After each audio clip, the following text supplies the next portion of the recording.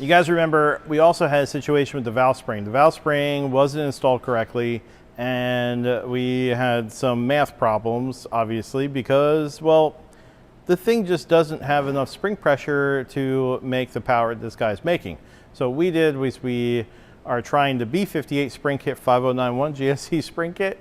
We stuck it in there with a Faria valve, and we got some pretty promising numbers. So what we did was we're going to put it in our Buxton spring tester, and you can see now this is the exhaust side. We're at 1396, 101 on the seat, and 204 open, 81 from bind. This will make the power. At 25 pounds more on the seat and 55 pounds more open pressure, the spring's gonna stay in control. We're not gonna have to worry about all the things that we had to worry about before, with the spring actually being in completely two different heights and not being even enough pressure to deal with that. I'm sure it'll go valve float, it's gonna beat the crap out of everything, and this is gonna really help our man Bernard make the power and set a record. I spoke with GSC, and GSC is actually going to make a retainer for this just because we stuck the B58 in it just to see where we were with it, and it's not perfect.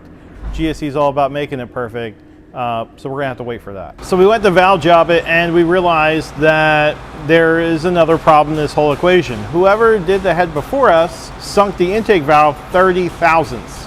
So 30 thousandths is about a millimeter. It's quite a bit in this arena, because usually we want to be within 10, and they sunk at 30. Don't get me wrong, it could be the valve. I really don't know, because we don't have a stock head here to measure it off of. What we had is we sent a stock head over to GSC Power Division so they can make the valve spring kit, and they gave us the numbers, and we realized we're 30 off. With that being said, we can't really valve job it, because then we will be that full millimeter off, and although we could take it off the tip of the valve, we would have issues with the geometry, because I'm worried about the rocker hitting the retainer and all that good stuff. So I think we're just better off stoning the valve job in, which is an old thing. We just take a 45-degree stone to it, and we should be good. Let me show you what I'm talking about, though. Here is what I'm talking about. The valve stem, this is right here, it's protruding from the spring pocket to the tip of the valve. At the present moment is 30 thousandths too tall. And because it's too tall, the rocker is also going to be out of geometry. And the spring, which you remember we had an issue with the spring height on the intake side, and this is part of the reason why, is because the valve was actually sunk 30 thousandths. Now, you could take it off the tip of the valve, but then you're going to get the rocker closer to the retainer, which is also a bad deal. And this is a bad deal for us, because now I don't feel comfortable valve jobbing it, because we're going to be 40 thousandths, I'm going to say, a full millimeter too tall. And I can't really take that back. There's nothing I can do about it. It's something that was already done. So what we're going to do is stone the valve job in, and we're going to tip the valve to get it closer to where it should be. I feel comfortable with 10 thousandths over, but I don't feel comfortable with 30 or 40. We're in the porting room because I wanted to do combustion chambers. Now, combustion chambers on this head is an iffy. I think some people don't do it because they are thinking direct injection, and the combustion chamber has a lot to do with that.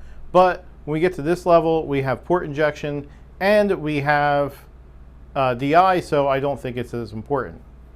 The other issue I found here was because they put an oversized valve in it, that the valve was even more shrouded than it was before, which means that the combustion chamber is closed up.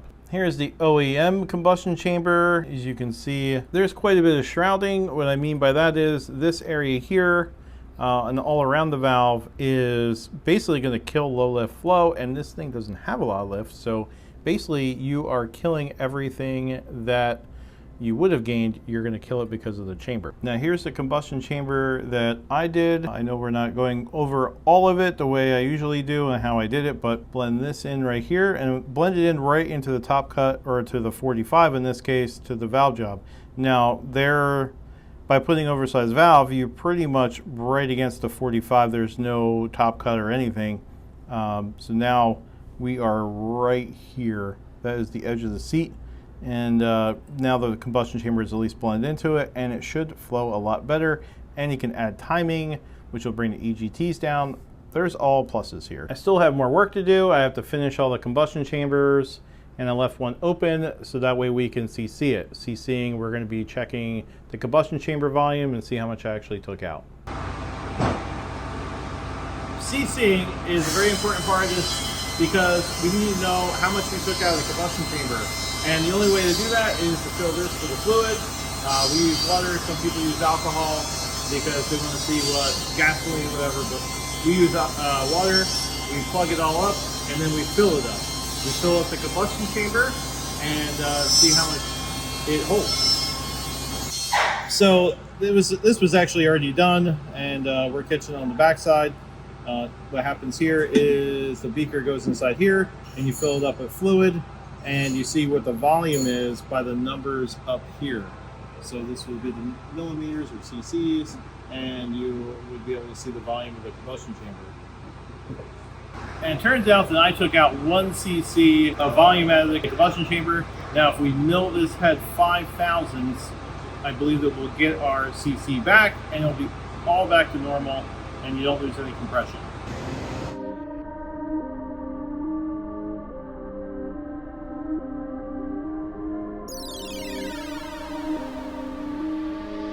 All right, as expected, the thing picked up 23 CFM, I think it was, on the intake side, and that's because it was really shrouded up, and I knew that it was gonna really hurt the low end flow. And then as the valve got more open, it just kind of stayed the same because it doesn't worry about the chamber anymore. The exhaust side, we picked up a measly 5 to 10 CFM, and that's okay. It's still gains picked up everywhere. I'm okay with all the gains.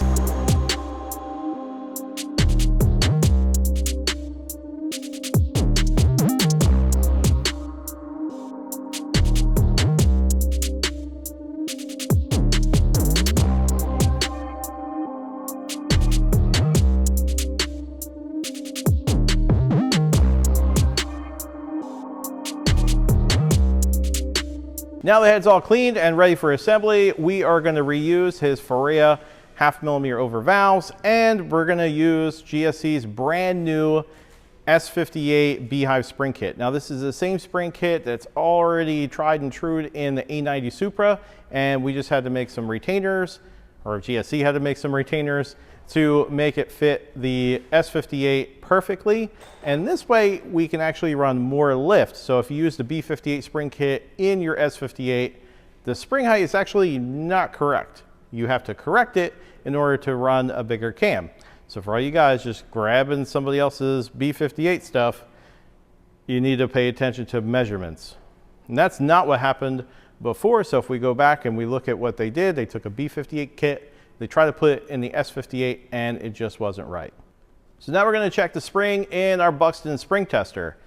Buxton spring tester is the best. It has install height of 1422, and we're at 97 on the seat, 192 open, and that is at 10 millimeters lift with 150 thousandths of coil bind.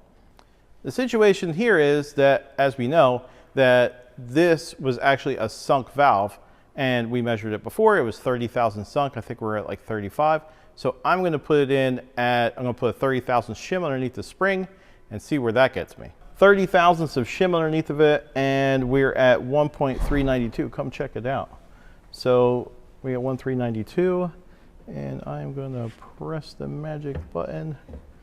Now we're at 102 on the seat, 199 open, and we're 112 thousandths away from coil bind. And that's with 394 lift. Now, GSC plans on making a cam for this, and they told me max lift, not sure exactly yet, but max lift is going to be around 430.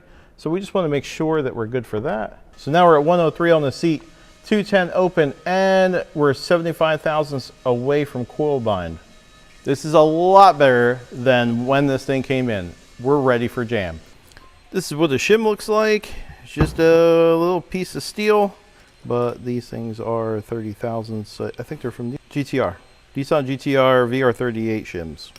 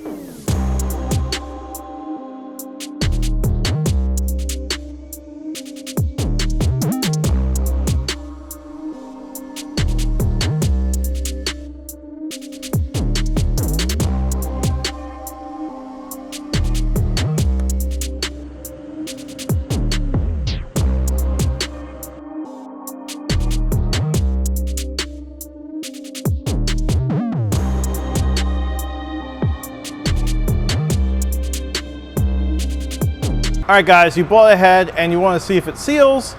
Here's a little trick. So instead of putting water in it, I know a lot of guys do that. They're going to put water in this and they blow air through the chamber. A much easier and a lot less messy way to do it is to just put a light on the other side of the valve, and you're just going to roll it all the way around. And as you do this, you're going to look through the chamber, through the port, and you're going to look for light. Don't see light, you're good. Actually, even a slither of light is okay. You just don't want to see a lot of light. Much easier, simpler, and doesn't lie. This thing's all assembled and ready to make some jam. Bernard's going to be here soon. He's going to pick up the head and he's going to instantly put it on the car. We're going to wait for some GSC cams and he's going to test it back to back with and without cams. It's some pretty exciting times for you guys with the S58. That's it for me today. Be sure to like, subscribe, comment below. I would love to hear from you. Toodles.